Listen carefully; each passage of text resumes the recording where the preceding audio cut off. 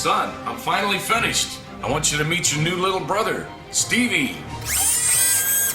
Hello, Eric. He's just like you, but with super strength and intelligence. You know, better. Hey! I will show Father who is the superior son. Stevie 6, you're going down. For all intents and purposes, this is the first video my dad and I made together. As you can see, it's not your typical home movie. I made myself like this for you. I'm a filmmaker, and this is part of a YouTube show I used to make about low-budget special effects. This was only episode 10, and while I would go on to make hundreds more, this episode has always been the most meaningful. My dad had ridden his Harley 1,200 miles from his home in Colorado just to film this with me in California. All those miles on the road just to spend a week with his son. This is when I realized how hard he was trying to make up for lost time. Because for most of my life, we've lived those same 1,200 miles apart. Dad in Colorado and me in California. Once I was old enough, I'd go spend summers with him and some holidays, but I think we both felt like our relationship was missing something. As if all those nights living under different roofs had created a wall preventing us from getting any closer. So 2 years later, we decided to burst through that wall with a cross-country motorcycle road trip. From his world in Fort Collins, Colorado, to my new home in Brooklyn, New York. I had never ridden a motorcycle before in my life, and only had a few weeks to learn. I am now the proud owner of a California motorcycles license. All while trying to turn the whole experience into my first documentary. Things didn't exactly go according to plan.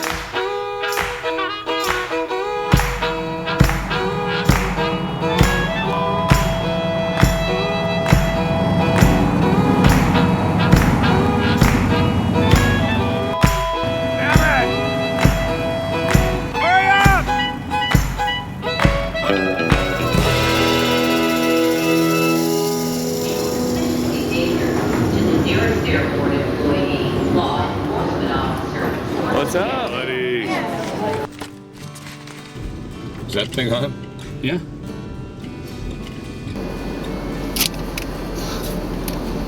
That's it. That's the budget for the film. I'm done.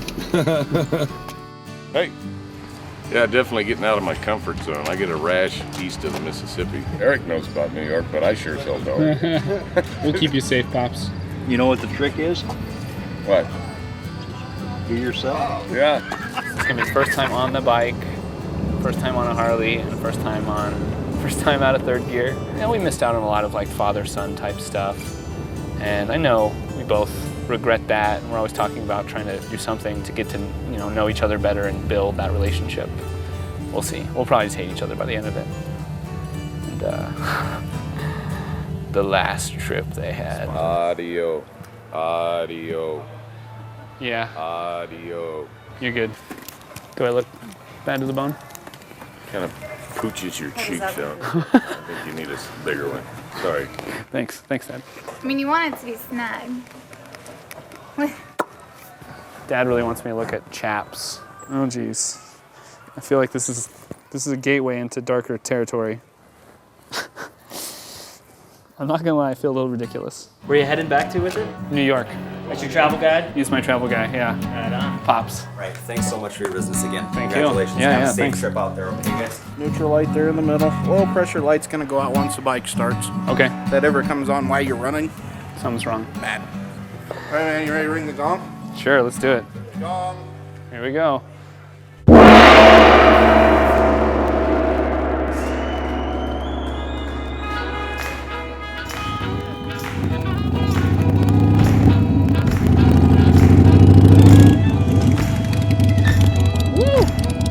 See, that's what I was hoping. I wanted you to get enough to where you could feel when that tire breaks loose. Yeah. Try it again.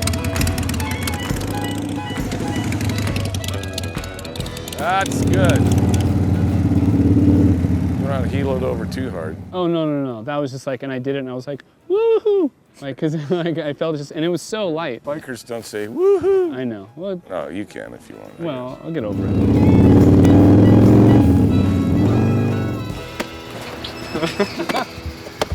You did all right. It's definitely. Can you keep it, Dad? He can keep it. Okay. You get out there and you get in the zone, and it's a real purifying factor, especially in the long hauls.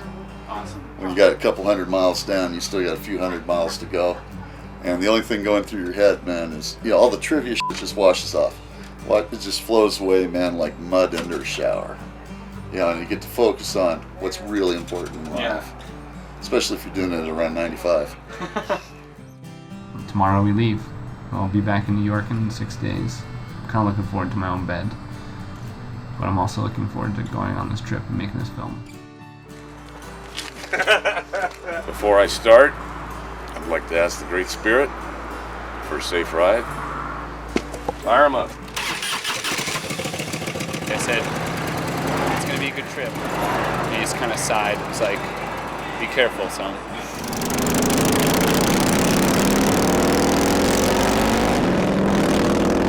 First 100 miles ever. They were like giving you all the things that you should do to prepare yourself for riding. Right. And eating, and of course being well rested and all those things. And then they're like, don't ride while being stressed out or preoccupied and all, like that, and like trying to make the film are sort of, by nature of filmmaking, it's like, stressful. So how are we going to split this up if I'm obligated to pay for my own food? She's probably got it all on one ticket. All separate. All separate? We're gonna, Oh. I gave them their per diem. Where's my per diem?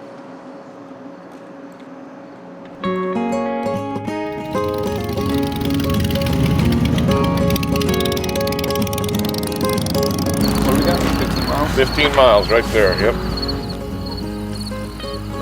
Ready to rock and roll? Yeah. Our first official vlog from the road. I'm sending you this video from McCook, Nebraska. By far the longest stretch I had ever done on the motorcycle, and by the end of it, I was pretty sore.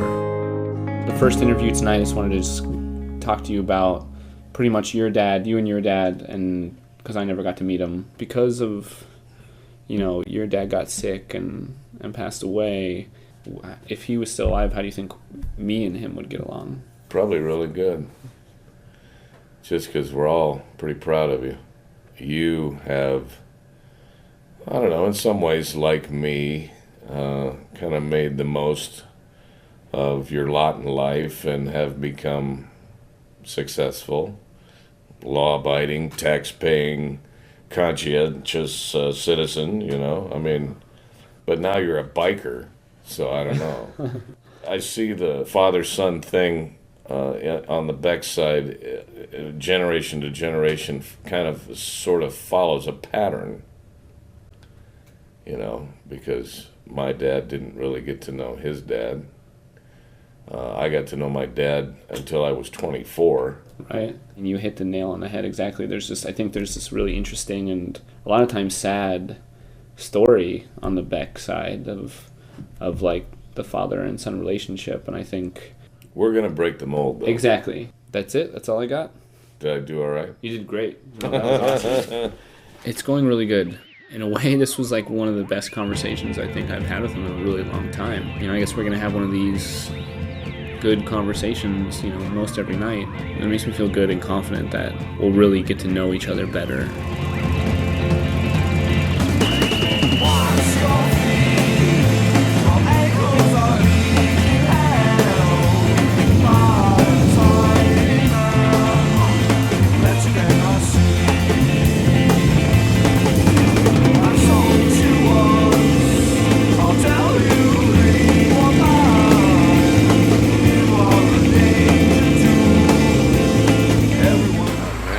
Definitely gonna need a hot tub tonight.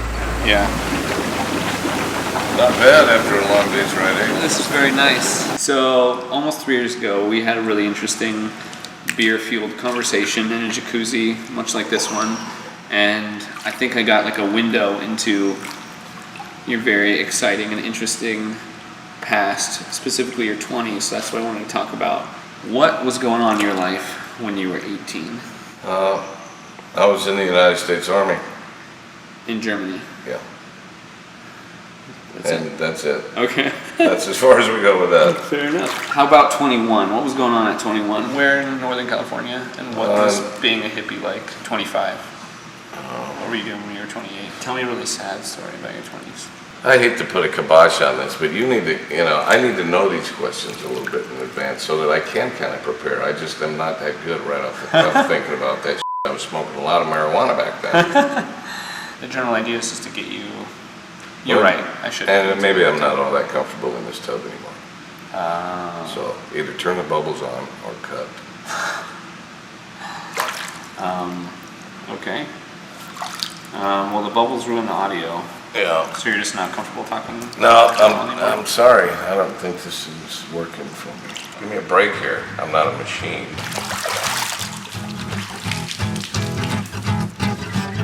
Look around this morning. Something was strange. Things are different. The world has changed, and it's hard to find the reason. It never come easy to me. I said you're not filming, dude. From a misery. A little tense, but I think 20-30 miles. I turned on my TV. Everything will clear up. Next thing you know, Everyone will feel better, I think. life just took on Some road time. on the TV show, and it's hard to find the I just reason. stalled out my bike. It never come easy to me, and the way I'm feeling sometimes I think I'm losing my mind from my misery. Dad's out to get some gas. Still a little bit crabby, but got the lavalier mic on him. Without any trouble. So we'll see how tonight goes. Here it comes.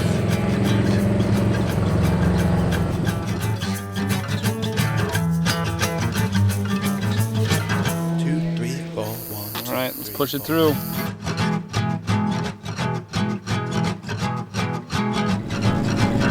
I turn to my neighbor for a helping Food hand. is just f***ing wonderful. Know what I mean? Absolutely. Cut.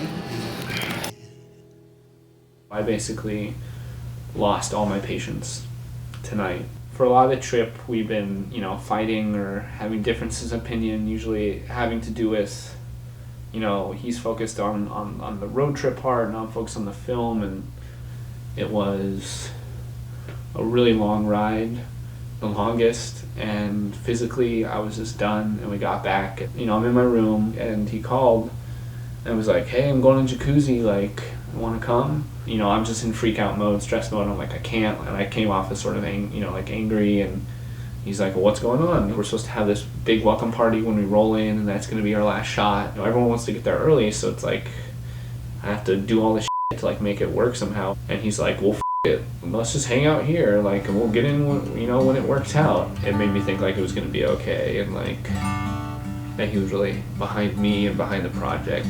Regardless of the film, we're gonna remember this for the rest of our lives. I'm gonna go hang out with him now.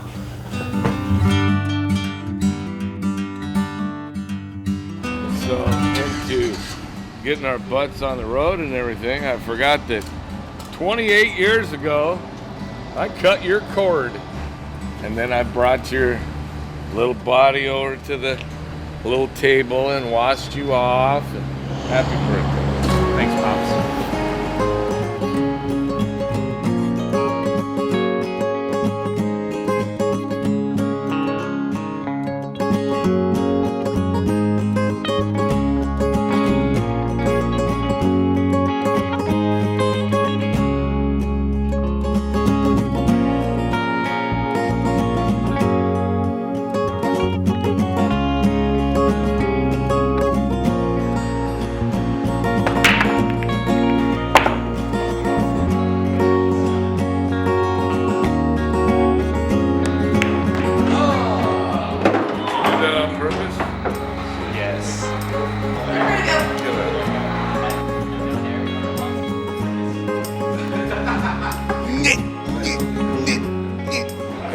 everything we're doing on your birthday is really cool, you know, and I'm down with it, but as an old man, it's my nature to complain.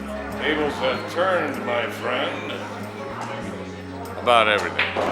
So this is the birthday boy. He is 28 years old today. I'm very proud of your father. Thank you.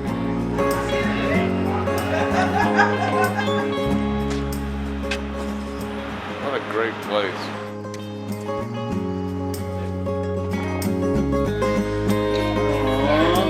Happy birthday, Erik.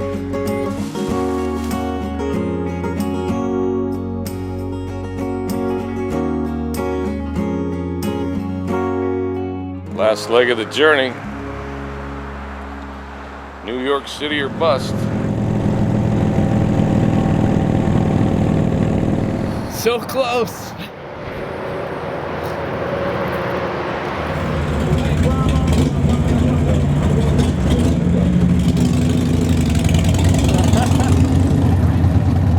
We're definitely getting in later than I thought we would. So we're definitely hitting more traffic, and I think the GPS is telling us a different way.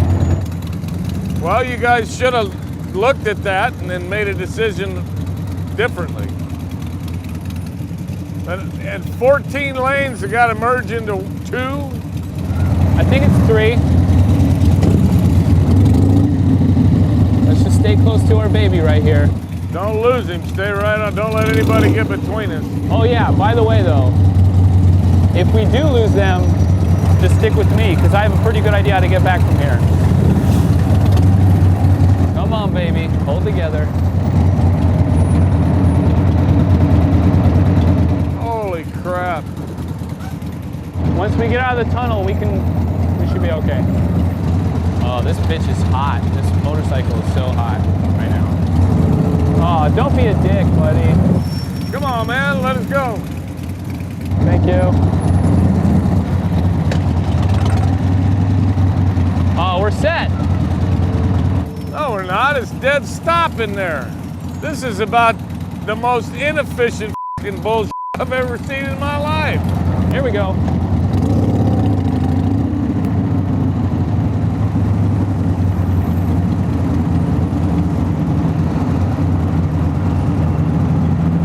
Here we go.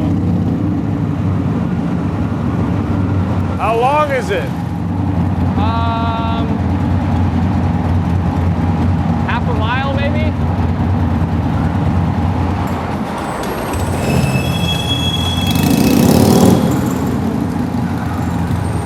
Yeah, mine's pinging. We're gonna burn up a valve or something, man. Let's just coast it for a while. Oh, don't even start it. I'm not even gonna, we only move a few feet at a time. I'm afraid it won't start again. Man, there's another mile to go.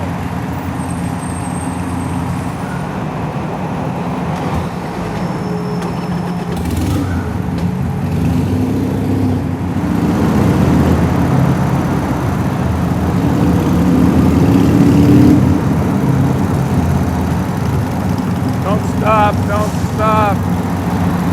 No, no, no.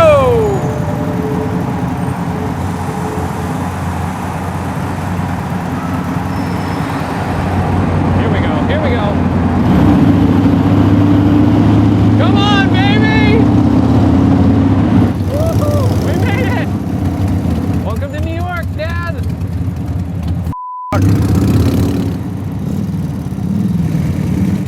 How close are we? We just have to cut across Manhattan, and then my house is right on the other side of the bridge. Where's that? We're on... Yeah, we didn't go... That wasn't the Holland Tunnel. I can't take much more than stop and go.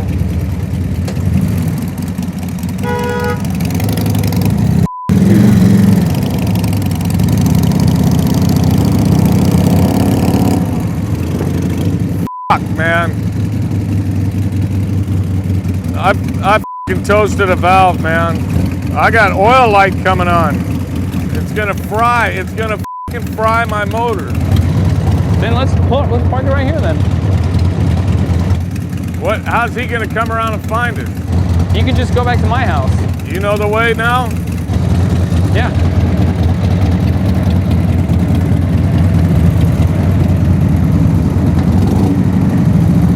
My motor's about to fry. I'm stopping. Well, Dad, this is where I live. It's a f***ed up place to live. Yeah, it is. So the boys are riding in very soon. Eric's phone died, so we have to kind of hope that we catch them. Okay, so this is my house. The bar is right around the corner.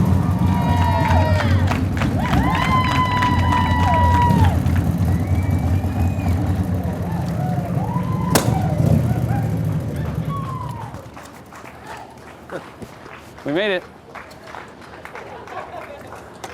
That's a lot of people. Let's go greet them.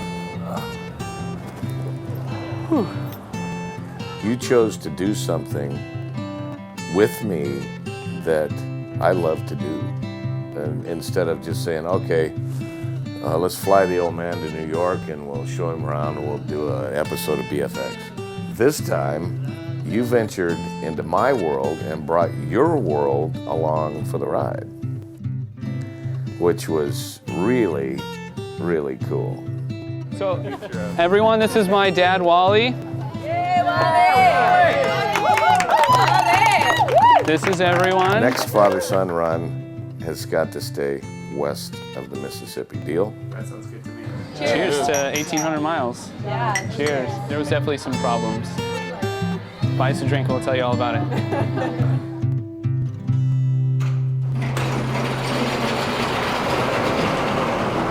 3 years since we shot FSR, I quickly learned that I was way too close to it. Like, you shouldn't make a documentary about yourself. It's pretty much the dumbest thing you could do.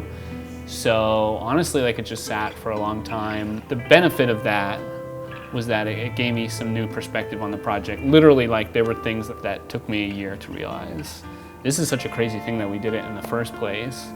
To like spend a month with your dad nonstop as a 28-year-old is pretty rare.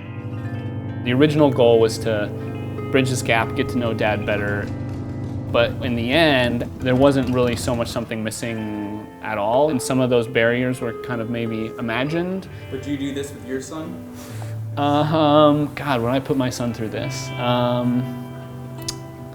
don't know.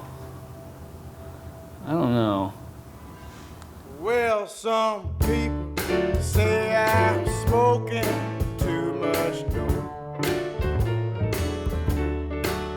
But when a woman lies, Maybe this one will flop.